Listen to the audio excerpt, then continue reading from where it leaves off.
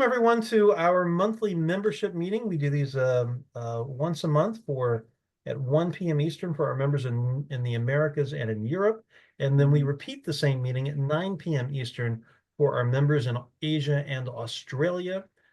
Today we have a fantastic guest speaker. We'll talk a little bit more about that, and we'll give some Omnier updates and, of course, a preview of our upcoming PlugFest in sunny San Diego, California. But before we do, I think Berkenda has a little antitrust statement she wants to read. I do. All right. It is the policy of the Omnier Consortium that the organization, its officers, board of directors, members, and participants in its activities shall comply in all respects with federal and state antitrust and/or fair competition laws, regulations, and rules as may be applicable. Accordingly, no activity or discussion at any Omnier-sponsored meeting or other function relating to competition or relating to practices that may restrain trade is permitted.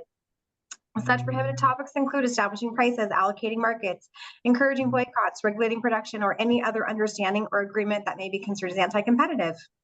And with that, welcome again, everybody. Well, thank you so much. And we have an exciting agenda. A lot is happening in the life of the organization, also in the industry. Many of you, as someone remarked, just came back from Dubai. Others from the tolling side came back from Spain. I understand both great events. But a lot happening. National deployment plan for connected vehicles is out. The FCC is poised to take some really important action on the tolling side. A lot of other FCC issues we can get into are happening, but and Omnier is really trying to gear up for that readiness, and PlugFest is part of that, and we'll talk about that as well. So let's go ahead and get started.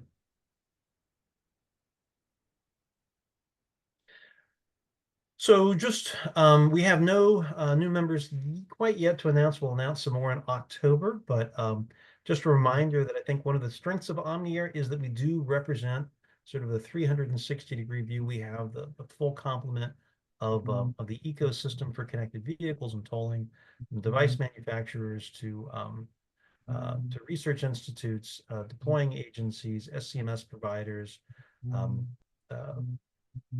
test equipment providers, test laboratories. I think that really helps to strengthen our certification programs. We are a very technical organization. We are member driven. We're bottom up.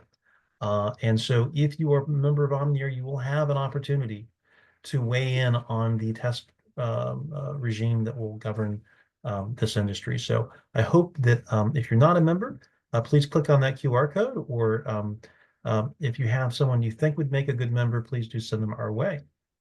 Next, please.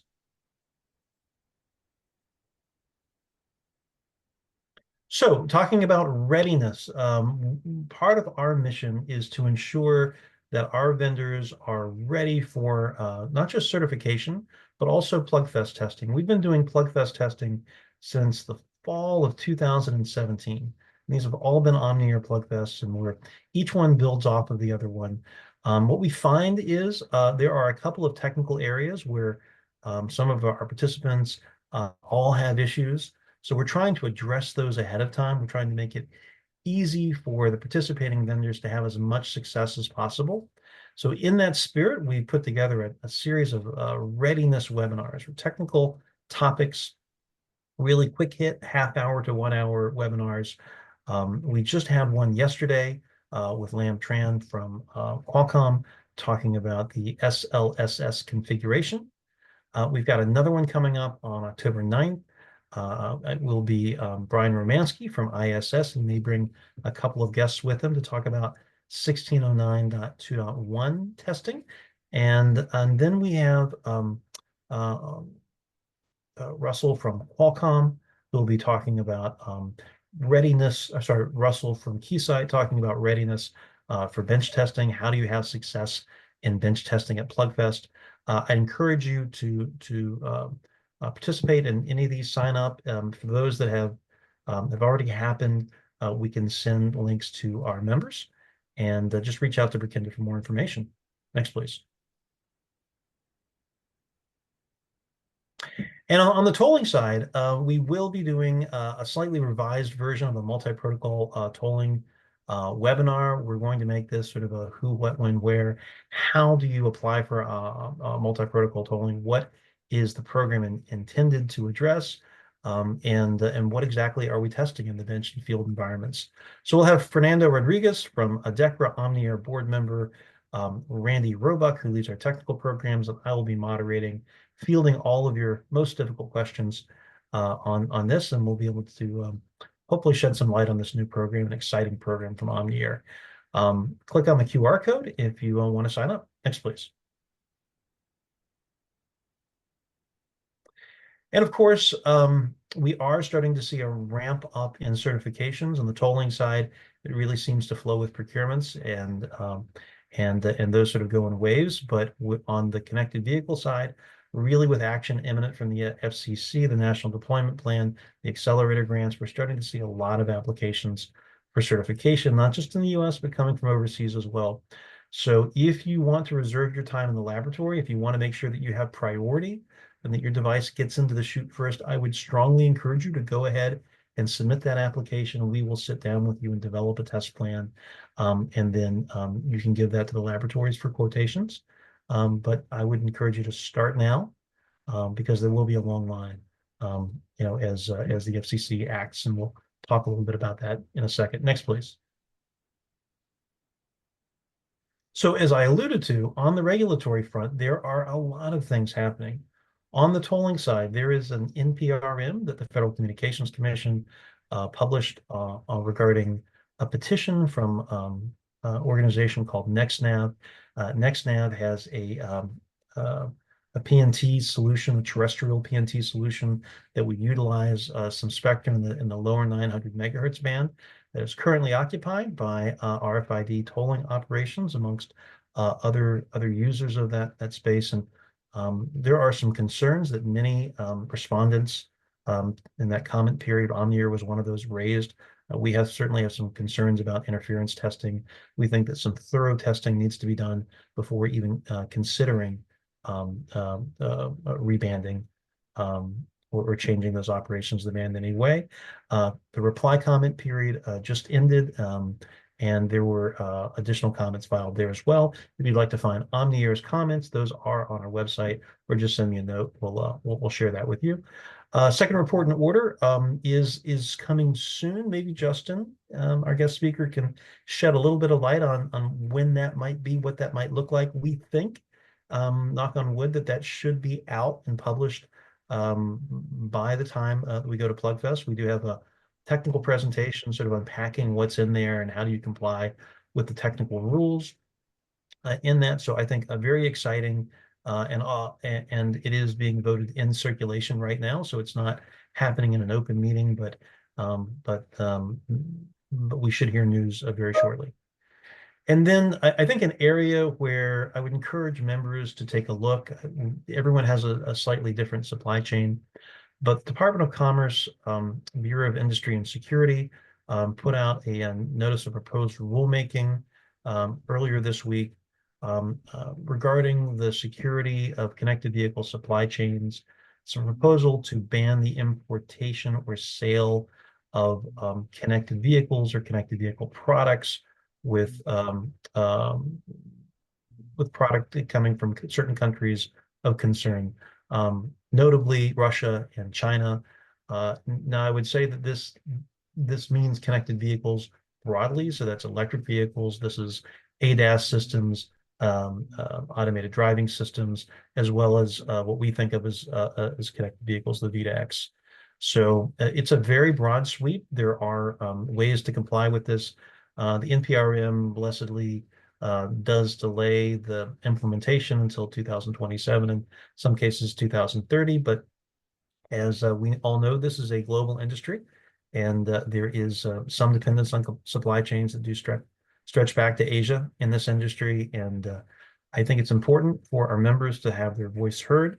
We're taking a look at the bill, and we hope, or the regulation, and we're hoping to have an analysis ready for the membership. We can talk about a little bit more. Next, please.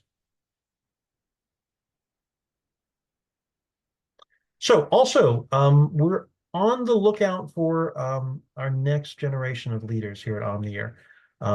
Omni-Air board members are drawn from the public sector and private sector. We try to have a balance. We have a good balance representing not just North America, but leaders from abroad. Some representing the connected vehicle industry, some representing a tolling industry. I think it really helps to set and drive the strategic direction.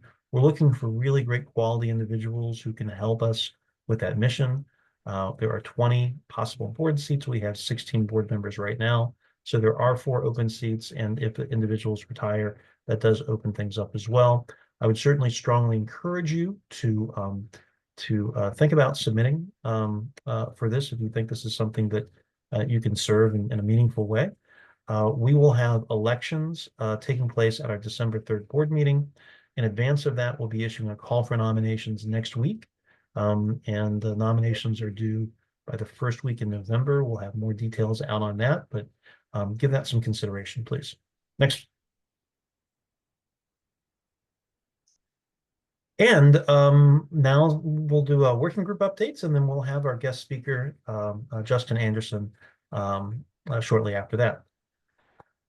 Mr. Roebuck, are you on the call? I'm here. Can you see me? We can hear you, but we can kind of see you. Go ahead. Kind of see me. Okay. The recording mark is over my picture here. In the technical working group, we've had a lot of 14 day ballots go through. The 470 UCAM has been completed. The 757, which is a device interoperability scope, was completed with no comments, and they both should be pushing on the 30-day IP policy review. The 763 received some comments to it. We're addressing it, and it'll go back through another 14-day ballot. 767 was approved this past Tuesday, and it should be going to ballot this week. 786, which is the Tim message, it was approved to go to ballot. And the 830 passed the 14-day ballot. However, the last monthly meeting was canceled, and we'll be needing the working group approval on that the next time they hold their meeting. In the certifications policy working group, we had discussion of device profile classification of the OBU, which includes the AVDs and the RSU. So they'll probably be starting work on putting a scope in a template together for generating the test plan for these different device classifications. And that really follows the industry lead, where there will be an OBU specification that covers all types of implementation, also addresses the J3315 AVD standard that went through its first 28-day ballot and received some comments that they'll have to address. And the RSU spec, which is the CTI 4001, it's over almost 4 years old now. There's been a lot of so-called standards it calls out, has evolved. So it's going to need to be updated to reflect that, because the issue with agencies is if they just say, please just go to the latest standards, that needs to be timed out in industry, because there's some standards, if you implement too, that could cause some interoperability issues. So we'll be looking for some direction there, and we'll help the industry and follow so deployments can proceed forward. Cybersecurity. We've already talked about the 763 updating. There is a webinar plan, which you guys just mentioned. They are doing a VRU demonstration with Qualcomm at PlugFest, and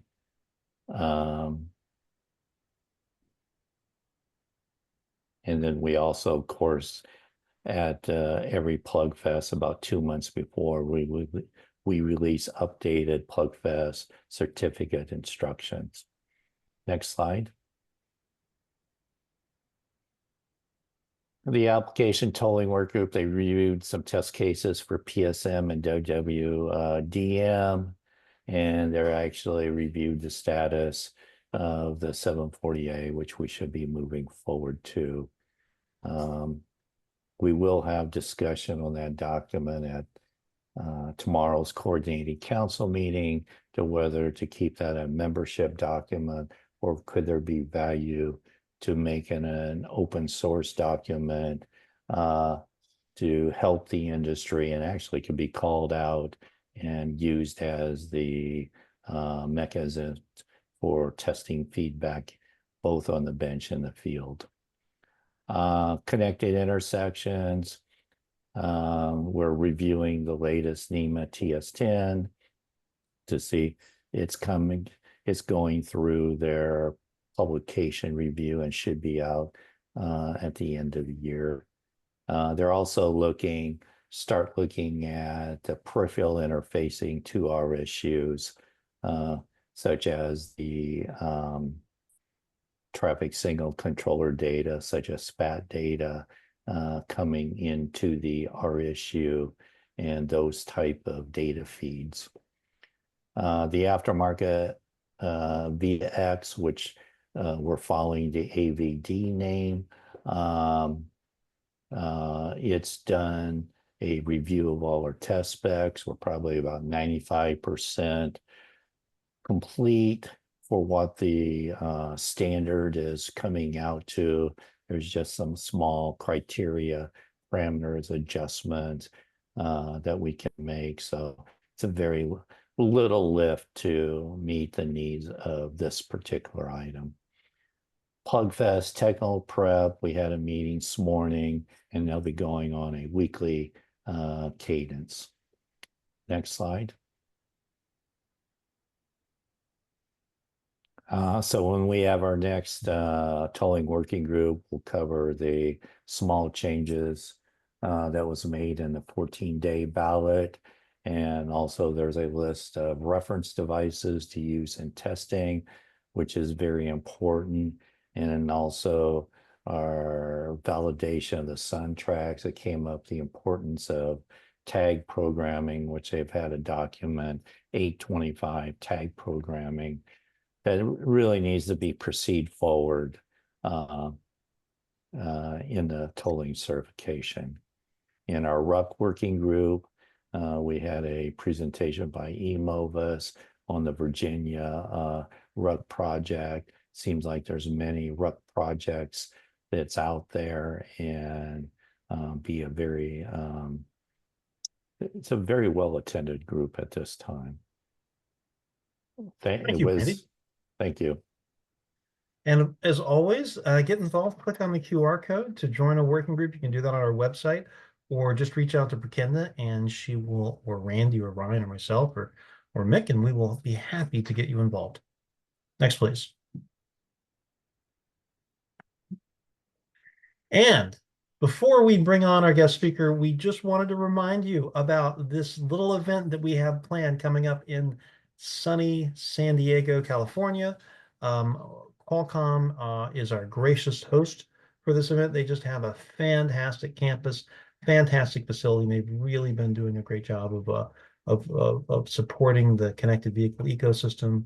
My thanks to Vince Park and to Sean Shu and to Jim Meisner and the entire team at Qualcomm for help in putting this together. I think what we have planned for you is a fantastic event.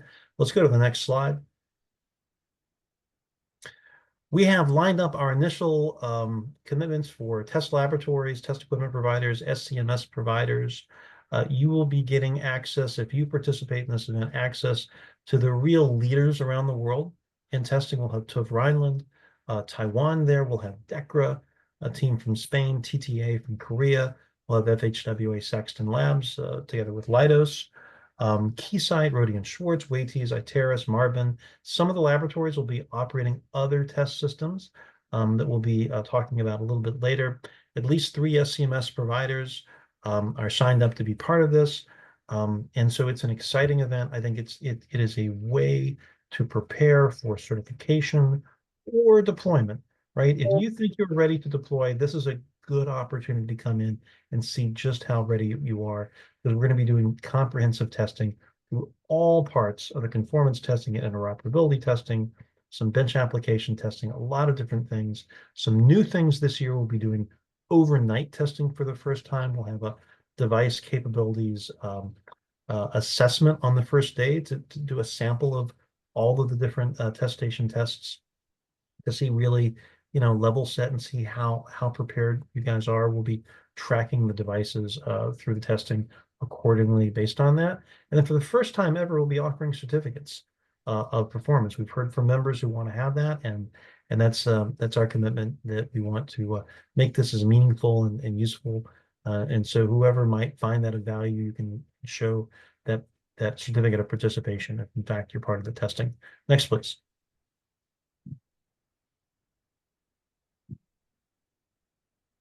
So we have a comprehensive schedule throughout the week, and I'll talk a little bit about what we're planning for testing and some technical demonstrations, and then we'll talk a little bit about a workshop.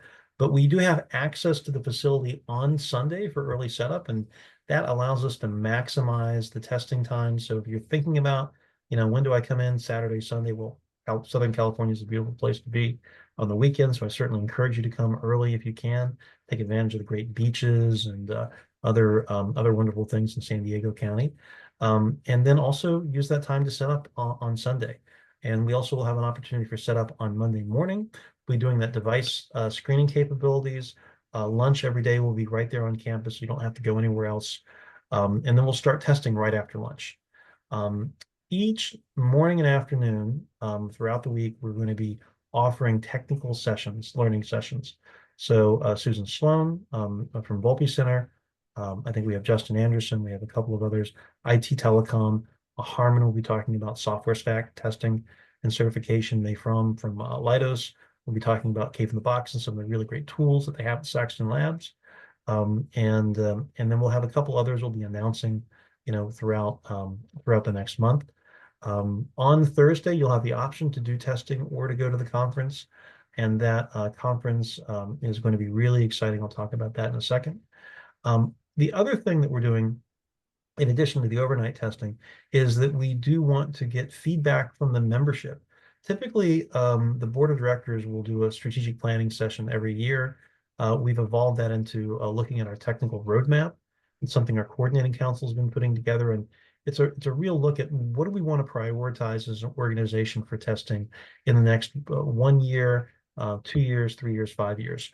And so that discussion is something where we've done that at the technical leadership level and the board leadership level. We really want to get input from the membership. So we have 2 sessions on that, 4 p.m. on that Thursday. And because we know it's around dinner time, we're going to offer free pizza for everybody who stays. That's your incentive to come and give your thoughts.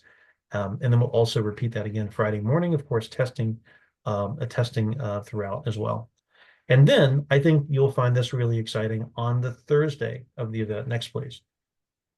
We are going to have a California-centric conference. It's really about California state and local agencies who are deploying C-V2X.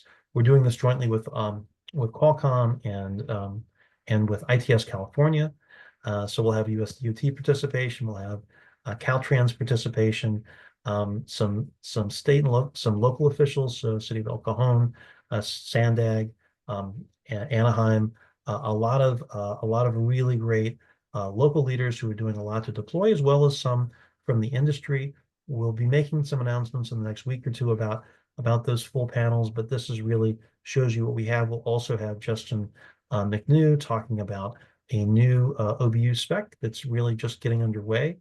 And then we'll roll from there right into some demonstrations, as well as the strategic planning session. So lots happening on October 31st. Hope you can join us for that. Next, please.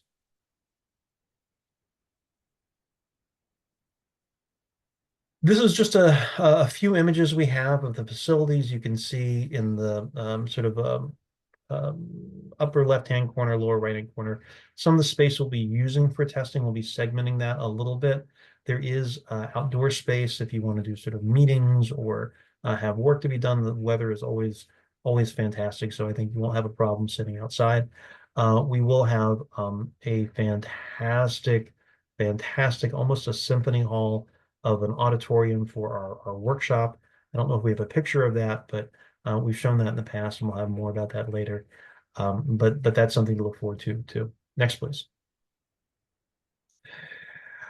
So for the first time ever, we've been reluctant to do this because we've never, we think that an Omnier certification or certificate, means something a little bit different. But I know that Etsy has been doing certificates of participation with their plug tests. We've had a number of members ask us for that.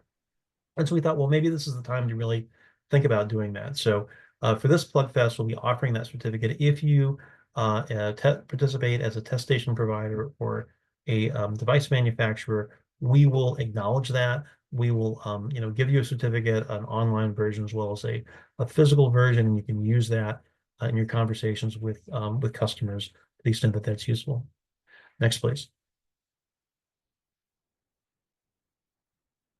And finally, we do have tickets for testing teams, but also individual tickets for all the activities during the week. We are having a flash sale. I didn't even know this was happening until I saw the slides this morning. 25% off, and this goes through Friday evening. So if you're really thinking about making a buying decision, making some travel plans, I can encourage you to go ahead and register now and take advantage of this. This is really like a 48-hour sale. So I hope you're able to join us, and click on the QR code or just check out our link on Eventbrite. So without further ado, I would like to introduce our guest presenter, Mr. Justin Anderson, who's a senior engineer with the U.S. Department of Transportation's ITS Joint Program Office, which I think, correct me if I'm wrong, is housed within Federal Highway Administration now. That is correct. Yeah. So we also support the Office of the Secretary. So it's sort of a weird situation in that we directly support the Office of the Secretary. But yeah, so organizationally, we're under a Federal Highway. Okay, very, very good. It was always a little confusing to me. But what I do know is that if you see this national deployment plan Justin's going to talk about, a lot of it falls on his shoulders. If you think about making this a reality, I mean, Justin has been out there working with organizations like Omnier and SCMS Manager and the VitaX cohort and others, really, handling things at a very practical, operational, blocking and tackling kind of way. So all the things you'll hear about, these aren't just sort of like, sort of great plans and ideas that will never come to fruition. They're going to happen because Justin's helping to lead that. And so that's why I thought Justin's a perfect person to come and give this presentation and share a little bit about what that plan is and what it means for all of us. Thanks, Jason. That was yeah, thank you. That was a very generous introduction. I very much appreciate it. So let me see. I guess Burkenda, if you can share, or if I can figure out how to share the slides. Oh, I can do it. Here we go. All right, here we go. All right. Well, thanks again, Jason. Yeah, my name is Justin Anderson. I lead the next generation wireless communications and secure credential management system programs at the ITS JPO. My colleague who couldn't be here, Govind Vadakpat, is also sort of a lead in the VitaX realm as well, as sort of as a dual hat. I'm for your all's reference, I'm sort of the technical nerd in the office. I'm the guy that gets all the technical stuff, which is honestly what I love because that's my background. My background is engineering. For those that don't know, I've been doing VitaX for close to 20 years. You can ask Frank because Frank and I have known each other for almost that long. Frank and I worked with, this was back in our Booz Allen days, building the VII test bed out in Oakland County, Michigan. Have fond memories of spending a really cold, snowy February week in Oakland County doing site surveys for RSU locations. So I get this stuff. I'm very passionate about VitaX. I love the technology and and I want it to succeed. So I think Jason did a great job with the introduction there. And I think we're very proud of the National VitaX deployment plan. And I think it's important for folks to know that the Secretary Buttigieg sign this plan, right? So this is an official DOT plan. This isn't the draft was sort of a federal highways plan. But this plan has been coordinated all the way through the secretary's office, signed by the secretary himself. So this is a real DOT deployment plan. And really, it's really focused on the safety aspects. As all of you know, this technology can really have a huge impact on safety. Working towards Vision Zero of really eliminating passenger pedestrian deaths from car accidents.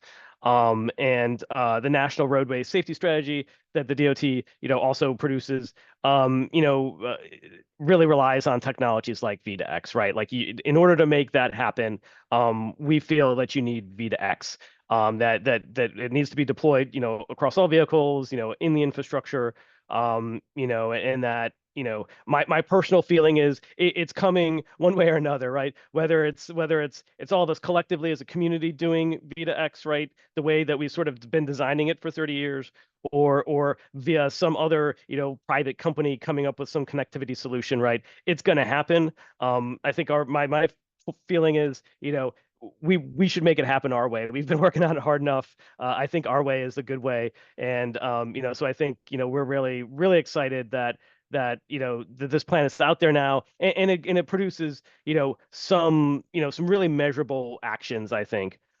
Just to give you all the background, so this is sort of how we got to this plan, right? We had our first summit in August of 2022, after the FCC, after, the ITS America lawsuit was settled, and basically reaffirmed that the FCC can do whatever they want with their spectrum.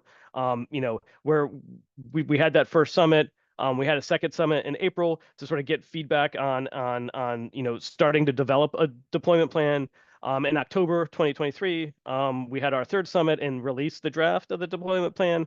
And then in mid-August, we finally released the final published plan that was signed by Secretary Pete, and is now an official DOT document. And so, what's in this plan? It's our vision and mission for what V2X deployment will look like over the next 10 years or so. But more importantly, I think what folks may not know is we had groups of subject matter experts.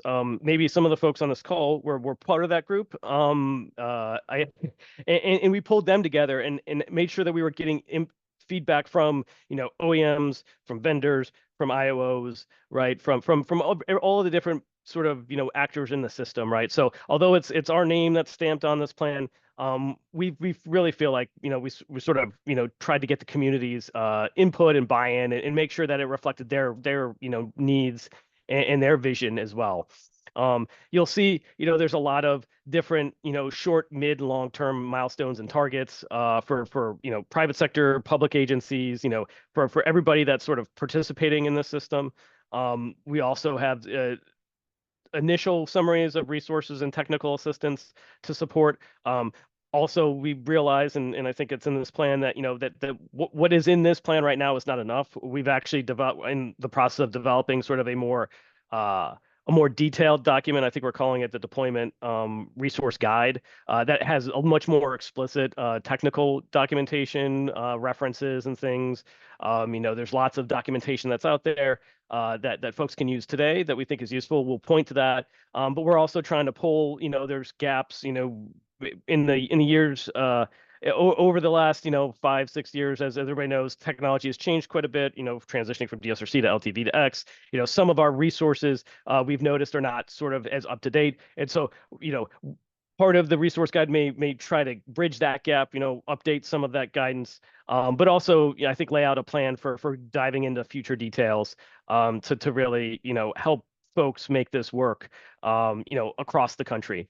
And then finally, it starts to identify, activities to evaluate, the performance of these deployments, and really try and show the benefit, right, to the public sector agencies, to the OEMs, and to mainly the general public, right? One of the things we're hoping is that, if we can, get the general public knowledgeable about this technology, get them excited about it, that can help drive it as well. So you'll see these things in the plan. There's multiple levels of detail, obviously, to some of these things. and this is really, what I was touching on earlier is really it's going to take everybody, right, to pull this kind of thing off. Um, you know, Public sector, federal sector, non-federal public agencies, there's lots of folks involved. This is really complicated technology. It's really hard to do this and do it well. But I think from what we've seen, from the safety pilot to the CV pilots, and now hopefully what we'll see in the accelerator notice of funding opportunity winners, is sort of that maturation of these technologies, right? Each time we're getting better, I think, at doing this. We're learning more, and we're being able to sort of incorporate that guidance to really to improve the system and make it easier for future folks, right? I know it's hard at the beginning, and I applaud everybody on this call that's already deploying equipment, right? This is hard work. In many cases, we haven't fully fleshed out all these standards, right? Omniair, I think, does a great job of testing to the standards. But they're still, operationally haven't seen as much use, right? And there's edge cases in operations, and so every time we have these sorts of funding opportunities where we're funding larger deployments, we get to learn more. And that's the hope, is to continue sharing this data. My colleague JD Schneeberger, who you may hear from time to time, leads our professional capability building program, some of our outreach work, and he's really focused on really trying to meet sort of the needs of of this stakeholder group and in the larger V2X stakeholder community, and making sure we're producing the documentation and the guidance that you all need. And so, I think the last thing I want to, touch on here is that, this is a multi-year plan, right? Like over 10 years. We have specific targets for, short, medium, long term. But I think the bigger thing that we want to talk to let the community know is that, I think from our perspective, this isn't, delivering the plan, delivering, getting the funding for the NOFA winners, and then, hopefully in the very near future, getting a second report in order. That's sort of not the end. I think that's sort of, in my mind, like a new beginning, right? Like now we get to really push, right? Like, in my opinion, we're not taking our foot off the gas. We're going to stomp on the accelerator and really try and push this further, right? And that's why you're already seeing things like an interoperability test that I'm running in a couple weeks in Wyoming. Randy and Omniair will be there. Some of the other operational deployments will be there. And really, it's focused on traveler information messages. But we came to that because that's what deployments were asking about. We actually polled sort of a group of 30 federally funded deployments. We're saying, hey, what applications, what messages do you think you need the most interoperability guidance on? Which ones do you think we really should do in an interoperability test? And Tim was number one, actually. And I have my theories about that. The main one is that it's the one message almost everybody does. Not everybody does intersections, right? Intersections are even more complicated. They're hard, when you're interacting with the signal controller and the RSU and that whole signal geometry, intersection geometry and creating maps and, the signal phase and timing information. That's all very complicated. Tim's are, I think, a little bit easier, but the TIM message is very big. It's got a lot of optional elements. And personally, it seems like there's a lot of edge cases that different vendors could interpret in different ways. And that's really the point of that test. It's the first of, I think, 3 or 4 interoperability tests we're planning to do.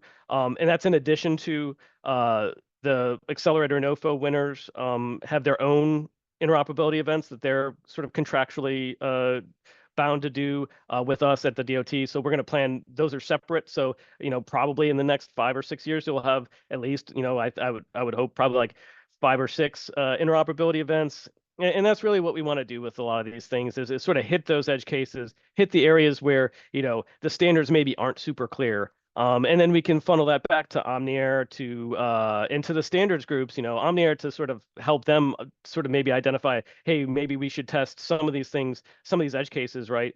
And I know I've talked with Jason about, potential interoperability certifications and things like that. Those, we're hoping that this testing can sort of support that. But also, go back to the standards and say like, hey, folks, we did a great job here, but it's still not clear enough. We need some extra guidance, right, on how we do, maybe a work zone message within TIM or something like that.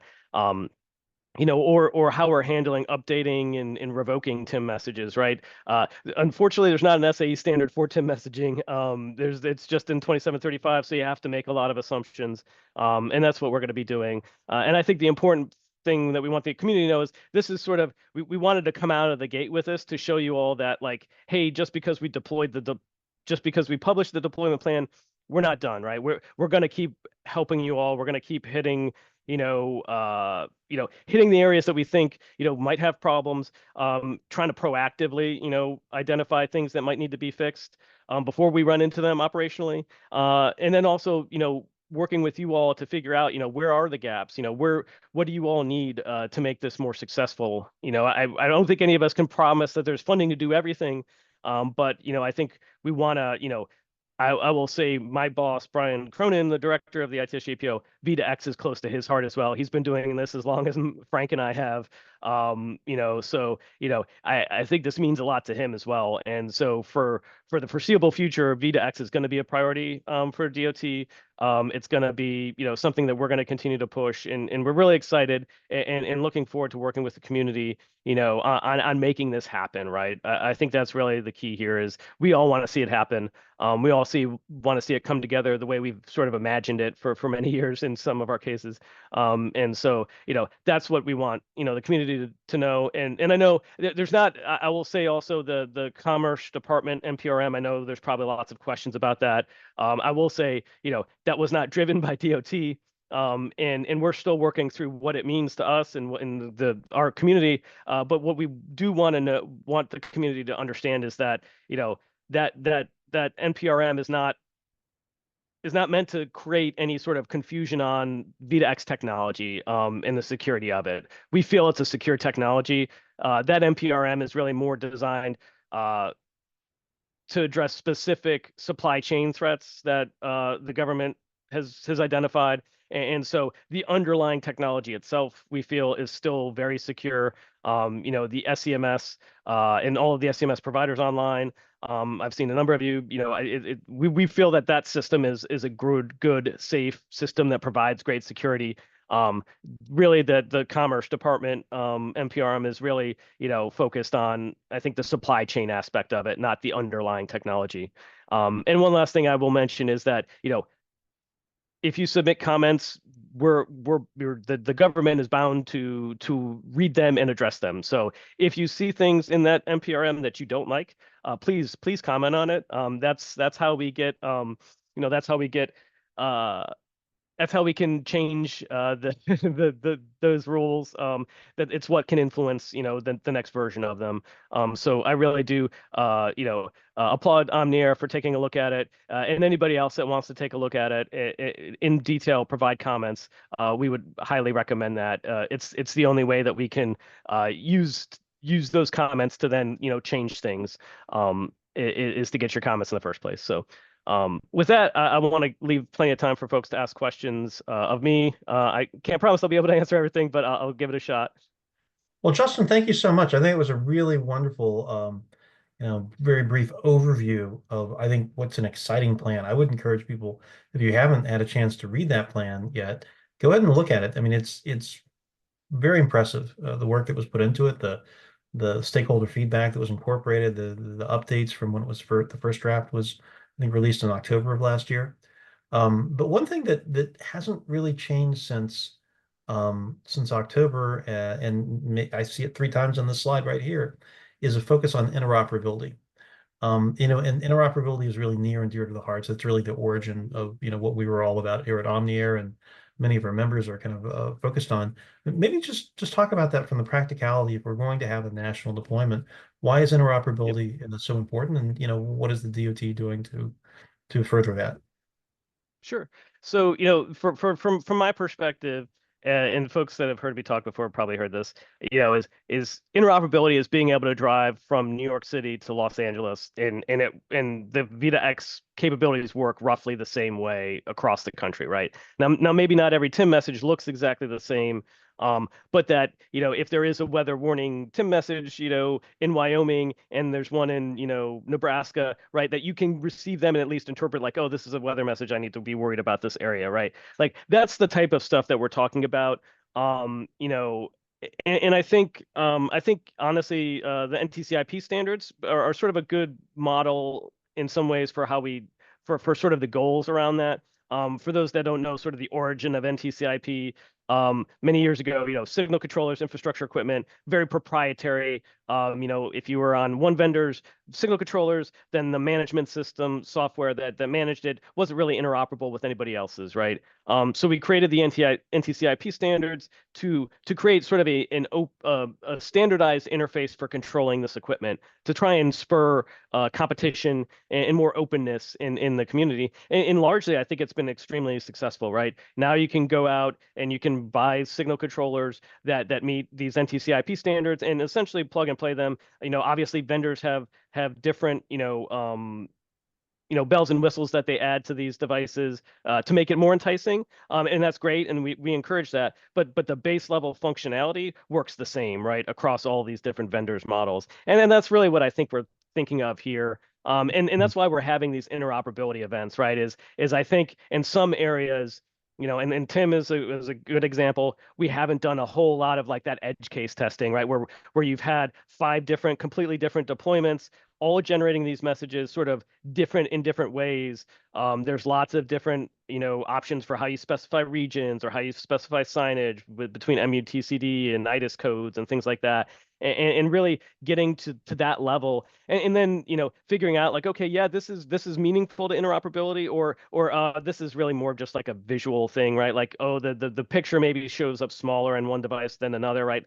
In those cases, I don't think we're going to make any standards changes around that. But some of the things that we are thinking about, and why we started an OBU standard is, there are certain IDIS codes that I think are probably common across all of the TIM messaging, right? Like there are certain, speed limit IDIS code signs, things like that. Right now, there's nowhere that gives vendors any guess as to like, well, which IDIS codes should I pre-populate on my device, right? To do the signage. I think from a test like this, I hope, start to figure that out. Like, oh, these are probably the minimum set. Then we can funnel that to that new OBU standard and say like, hey, OBUs, at a minimum, include these IDIS code items, right, in your devices, so that we're sure like 90-something% of the signage and TIM signage will work, right, and not have any sort of issues. Like those are the types of things we want to do. Obviously, like I said, first one is on TIMs. The next 2 or 3 will be on completely different things, right? I'm guessing in intersection related stuff, red light violation warning, or pedestrian type applications. Those types of things I think are on the table for future ones. I think part of it is trying to make sure we're working with the community and trying to really meet the needs of what they're deploying.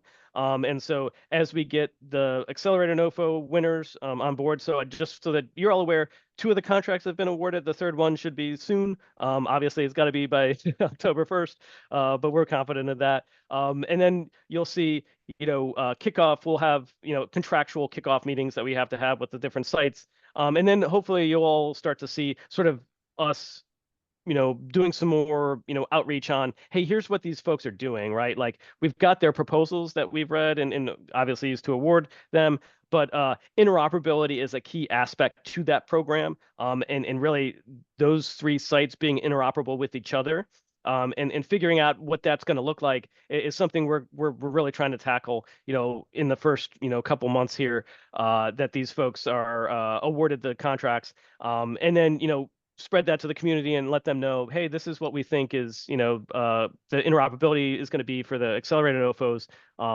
and let everybody know what that looks like. Well, I think one of the things to me, that's very exciting. I think this is exciting. This is really happening, and so much is happening to promote interoperability. And one thing that I like to think about is that interoperability isn't just the technology; it's about the people, right? To make interoperability reality. And I think I'm very impressed with the inclusive approach that you're reaching out to different types of stakeholders, not just deployers, but the vendor community as well as standards experts and others, to kind of help make this work. Now, I don't think this is new news, but for the past month, we've been under contract with FHWA, and we're working directly with you. And I think some of this was your idea to think about how Omnier might be able to kind of help in this. Maybe could you talk a little bit about Maybe just a little bit about the project that we're doing with you guys, and you know, how Yeah. with Omnier and our members, right, which is really what Omnier is, Yeah. it's a volunteer organization. How can we be helpful to this effort, and why did you guys Sure. choose to be under contract with us?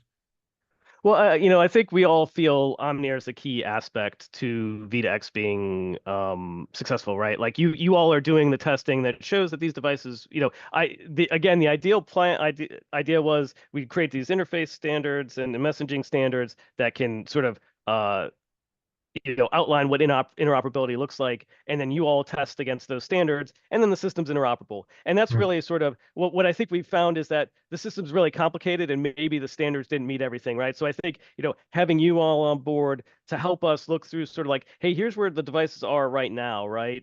This is where maybe those areas are, these are the tests that seem to be really mature. Maybe we don't need to worry about this stuff anymore, right? But then maybe these are the areas, like in Tim messaging and other areas, maybe these are the ones where we do need a little bit of work. And can we work together, ourselves, Omnier, your stakeholders, to make that testing a little bit more impactful? Maybe,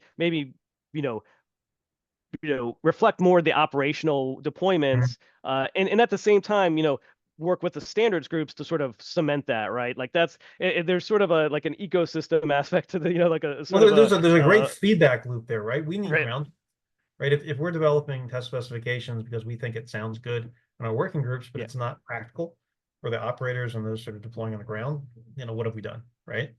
Well, let right. me go to we've got a couple questions in the chat board. I would encourage you guys, Sure. raise your hand or ideally put something in the chat box. Jason Ellis asked a little bit about what's happening in roaming. I know you talked about that. Some of the interoperability and the TIM testing. Is there anything you'd like to add that maybe you haven't mentioned before? Yeah, so the TIM testing was something that we pulled together. We honestly we this the TIM the interoperability sort of testing contract was just awarded in July. So we sort of set a goal for ourselves to try and kick things off with a quick event. And luckily, the TIM event really focuses on that. So the main focus of the event is TIM interoperability. Now, from your perspective, Jason, I think the important things to understand are, everything is going to have production certificates turned on using the Mhm. deployment agencies certificates for now. We have the potential to I will say Wyoming has a contract with a second provider that they've been working on. If they're able to get some device enrolled, we might do some testing with that. Otherwise, we're having Randy will be at the test, so he's got some of the SCMS scripts and things that we've done at Omnier. So if we can't get Wyoming's thing to work just to demonstrate it, we might just do some of what's been done at Omnier Plugfest in the past, just to see if it can work at this test track. I will say that specifically around SCMS, this year I did not get to make as much progress as I had wanted to in the SCMS arena. Obviously, as you know, the second report and order sort of took over a good part of my life. Hopefully, like I said, that will be coming out in the near future, in which case my top priority in FY26 or FY25, which is starting next month or next week, is to circle back to the SCMS. At least one of the upcoming interoperability tests, one of the three, we want SCMS interoperability to be a key focus of. If not, just make it a subset of every single test. Obviously, some of it is making sure that the vendors, through the Omnier testing, do we have the vendor base to support that, right? Are the vendors, because the point of these tests is really more to try operational like things. So if we don't have, the vendor base, one of the things that we were interested in potentially doing here was like road safety messages, right? But that's a newer message set. Not very many vendors have implemented it yet. So that got pushed to a second, so to a later interoperability test. As we see more vendors that can provide some of these capabilities, we'll include those capabilities in future tests. But, I think for today, what we were able to do in less than 3 months, which I think is actually pretty impressive, is pull together a test plan with 5 different deployments, testing TIM messages. Yeah, I will just here I'll throw in a link to this just got updated today. It's an interoperability test page we're adding to the VitaX thing. You'll see this is the draft version of the test plan. We'll be updating that again. Yeah, like I said, the important thing for I think everybody here to understand is that this test is not the only test. There will be future tests, and from an SCMS perspective, there's lots more to test, and there's lots more that we're going to want to do with it. So we're going to include, all of the SCMS providers in future testing as we move forward. I think SCMS interoperability is crucially important, right? We focused on. I think you participated in some of our earlier 1609.2.1 testing. We've had security as part of every Plugfest, and I think we have 6 or 7 now SCMS providers in the membership. So we're ready to help however we can. So see, Hideki Hata from Toyota just asked a question talking about the secretaries. This is really the secretary's involvement in the plan, and just curious. I mean, he does have a reputation for sort of being a roll up his sleeves kind of guy. Has he sort of gotten into the weeds a little bit on VitaX? I mean, that would be kind of exciting if that's the case. Yeah, I mean, he was he did read the plan. He did have a lot of feedback into the plan, so in his office as well. So yeah, I mean, he's Secretary Pete is interested in this topic. I think he believes in it as well.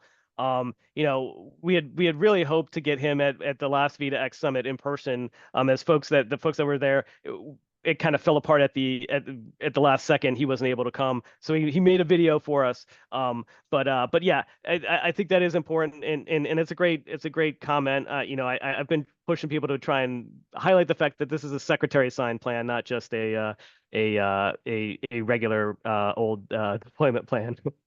I think that matters quite a bit, and I think that's fantastic. I wanted to open the floor. I know we're just over the hour mark, but does anyone else have any other questions that sort of been burning in them they'd like to ask or afraid to? Maybe this is your opportunity right here. This is it right now. All right, Justin, I hear that you may be coming to Plugfest. You may be on the stage, Yes. probably in a couple different will capacities there. So I think folks will have another bite at the apple. I just wanted to thank you so much for coming thank you. and sharing this. That's exciting news.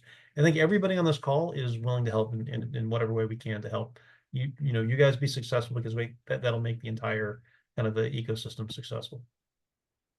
Sure. Yeah, let me try and let me get the link for the deployment plan. Sure, and I can also have Brikenda send that afterwards with your contact information if you so want. You might get some emails. Okay. All right. Excellent. Thanks.